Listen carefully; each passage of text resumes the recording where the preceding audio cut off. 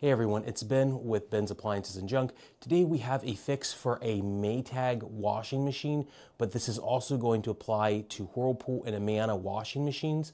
It's where the unit is going to make a running noise and never turn off. I don't have the machine on right now, but as soon as we plug it in, we're going to hear a noise, and I'm going to show you exactly what this is supposed to sound like. And hopefully you hear that. If your machine is making that kind of noise, I want to show you some ways on how to fix it. It's a major problem in these types of Whirlpool built appliances. There's 2 or 3 things you can do to fix it in the process as well. So let's get to it. Before we try to fix the machine, the key is ensuring that the pressure switch system, not the drain, is the issue. If you press and hold the pause/cancel button on your washer, it should end the drain mode and simply turn off and reset itself and then work fine going forward if it's not this issue. I do have a video on how to check and tackle the machine if the drain pump is bad and is causing this issue. The key difference is that the problem for this video is that it continues to run even after replacing the drain pump, or it just starts running the drain pump when you even haven't selected a mode and it's plugged in, but you're not attempting to run anything necessarily. For tools to repair this, you're going to need a screwdriver with a T15 bit, then a medium to clean the pressure sensor out. There are videos that will suggest WD-40, but contact cleaner and 99% alcohol are going to work way better, as you're going to see in the video. Then you need tools to flush the media into the pressure sensor, such as pipettes or an electric toothbrush. One key to the DIY fix is to be able to view the water level of the washing machine. So first take a T15 Torx screwdriver and remove the 2 screws holding the striker in place. Then slide the striker out, take the striker, and then insert it into the lid lock. Be gentle and don't force it in. Note that it will only orient one way into the lid lock. In this case, the head of the striker needed to face towards the front of the washing machine. But before we go even further, it's possible that Whirlpool could just replace the control board for you free of charge through a technician or other service. We're still finding out more information on what Whirlpool is doing about this big problem. To find out the age of your unit, open the lid, and on the right back side, you should see this sticker. If the first 2 letters start with CC, or CD, or MC, or MD, then it's likely eligible to be repaired under the special warranty. The S code for this is S153EB for the board. I'm not a Whirlpool warranty center or factory certified. I'm unsure how to claim the free board at this time, so you'll have to contact Whirlpool about it. Also, they are very hard to find, so please note that is why the video isn't ending right here, just on how to find the serial number. If your unit's also older with the letters CB, CA, or C and then a number, you're going to have to pay for the fix, it seems, because it's older than 2 years. To do this or any other repair solution, you're going to need to take a putty knife or very thin blade and press it in between the console and the washer top on the left side and then the right side, and then press back to rock the console to dislodge it from the sides where the clips are, and then roll it forward to expose the board and dial assembly. Then from here, you're going to remove the pressure hose from the control board in the middle of the unit like you see here. With the unit plugged in, you're going to use a cleaning medium such as WD-40 and gently spray it into the pressure port like you see here to displace whatever moisture has accumulated or whatever's causing the system to foul and report the wrong situation. In the case of this, I preferred to spray the WD-40 into a small plastic pipette I got on Amazon and then push that into the sensor to flush it more gently. Optimally, the key is to seal the edges around the pressure sensor to flush the medium into the sensor. The idea is that there could be something like water, moisture, that is touching the sensor, causing it to report a flooded state to the programming, which forces the pump to run constantly. Once you have the medium that has been flushed in and out of the system, there should still be some residual media in it. You can massage this into the board. You would use something like an electric toothbrush against the side of the sensors to flush the medium in and out of the diaphragm. Interestingly enough, doing this with the WD-40 triggered the board within a matter of 15 or 20 seconds.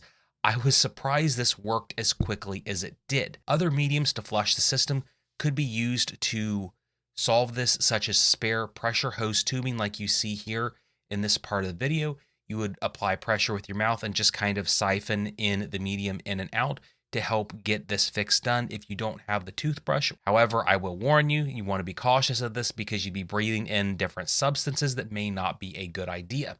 And at this point, the machine's ready to run. The unit stopped running all the time with the WD-40, and I could go ahead and jump on camera to tell you it's fixed, but it's really not.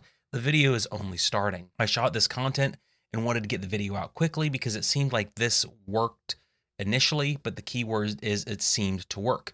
After about 1 or 2 load of clothes, the unit just went back into the flood control mode and we were starting back at square one. This led me to try the WD-40 again, and again to absolutely no further solution. In the end, my results were like that of many other DIYers I've seen on the internet. Sometimes this works, but often it does not, or it's very intermittent. If this does work and the constant draining stops and you can wash your clothes, please pay special attention to the fill level of the water when it washes. One worry about the DIY fix that I've seen from commenters online is that if the pressure transducer was damaged prior to the fix, it could be damaged in a way that doesn't realize that the washer has been filled full properly, and it will result in an overfill situation and then flood onto the floor. So please pay special attention. I don't want to be responsible for a fix that looks good but causes issues down the road, and that's why we bypassed the lid lock earlier. Also, while we're here, pay attention to the clear pressure hose. Make sure that there's no moisture in it and that the green string remains. Also, make sure that you can pressurize it from this area of the hose to where it connects to the tub, just in case there's any obstructions, tears, debris, or anything otherwise. One advantage I have with making these YouTube videos is that I have access to more boards than a homeowner does. So I called up a few other technicians that are experiencing the same issue on dozens of other boards to dig into the problem more deeply to try to find a better solution to this. So with the WD-40 solution failing, I tried a few other solutions. We're going to get to this in a little bit, but I'm uncoupling the first board that is on the system that's faulty so we can try a few different solutions on different boards. I guess that's the luxury I have in making this video. For whatever it's worth, it's definitely the board that's defective, and that is the big failure people are having. This is the same machine with a different model board in it. Note that it's a different amber colored light. This one's working fine now, and replacing the board is going to fix the problem. But after trying to tackle it with a DIY solution, another coworker helped me on this problem. We first tried a 99% isopropyl alcohol solution, and the idea was we wanted a more intense and total flush of the control board because there's just a lot of alcohol that we can use to flush the system. After flushing the board in an identical manner to the WD-40 using a pipette, we found that this solution provided a vastly better, more likely DIY fix to the issue because, again, we had multiple boards to try this on. In the end, we did a side-by-side comparison of WD-40 against isopropyl alcohol and contact cleaner, as we weren't sure what would work the best, to the pressure transducer or pressure sensor, which is what I typically call them, to flush and work out whatever agent is inside causing the issue.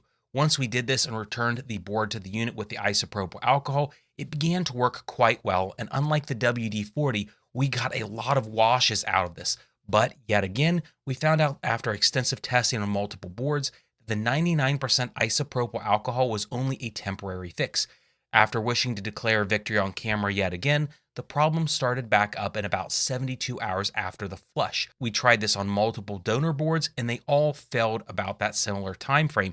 Even talking to other technicians that were interested in the alcohol flush, they reported the same thing. And the thing about this is on why we looked inside the tub with the door lock bypassed is the water level.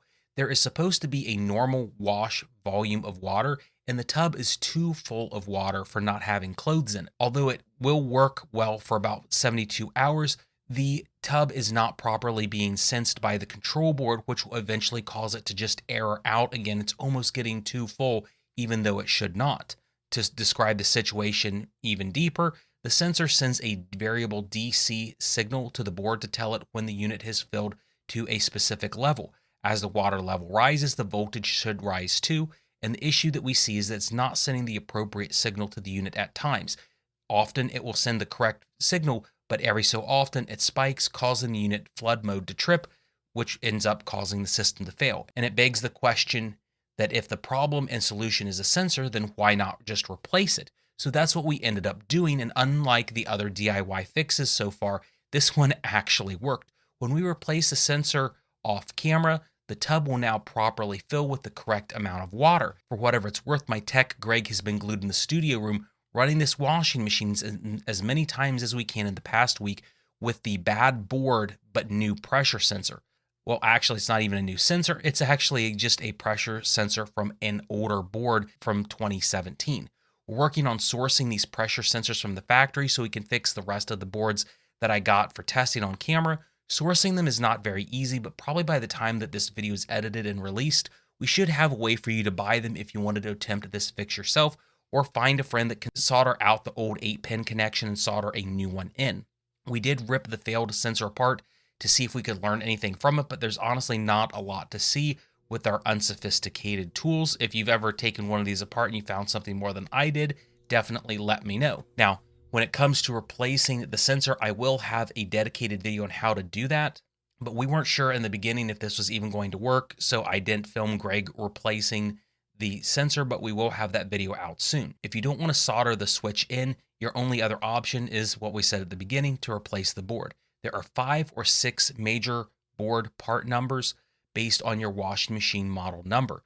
In the description of this video, I'm going to have a link on how to buy the different boards for your machine if they're available. To replace the board, you're just going to do what you see here. You have to unhook about 7 wire clusters from the board, then unscrew the board from the housing. There's usually 2 1/4-inch screws off to one side, while others may have metal fingers that you have to press in. Once the wires are removed, you simply replace the board and then reinstall the wires to the same places. And those wires only go in one way. Whirlpool should give you instructions if there's any programming for the new board when you put it in. You may have to enter this unit into a factory calibration mode to ensure the board has the right settings for your machine, but that step is going to vary from model to model. And I do have a few videos on how to recalibrate them that have these problems, but possibly not all. So we've been running this washing machine almost nonstop for a week now after replacing the pressure switch. My opinion, as well as the opinion of the electrical engineer that works for me, is that the system's now working.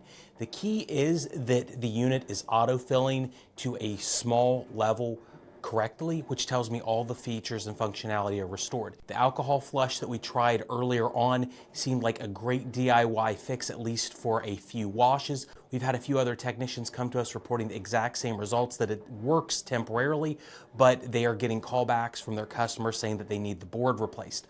Obviously, replacing the pressure sensor on the board is another great fix. It will work full term, but you have to know how to replace that in the board. I'm going to have a video on how to do that once we get some more pressure sensors in stock. I'm trying to source those so that we can distribute them in the US to technicians to help solve this problem, because the only other solution is to go and replace the full board. In some, if not many cases, that's going to be the solution, is just to go get the board from Whirlpool for free, but we're seeing it be very supply constrained, and sometimes Whirlpool is saying, no, you can't have it. So in this video, you have 3 different ways of solving the problem. I'll have a link in the description towards the boards to replace if you have to buy them online, as well as the pressure sensor once we have it available for sale, and then of course the supplies you need to flush the system as well. I hope this video educates you and gives you a somewhat definitive guide on this problem. We're going to continue to research it as time goes on to see if there are any other better fixes, but I think that this is the most complete job we can do currently with the tools that we have available. I hope you guys have a great day. Let's just get this one to, I guess, drain and spin, and we will see you later.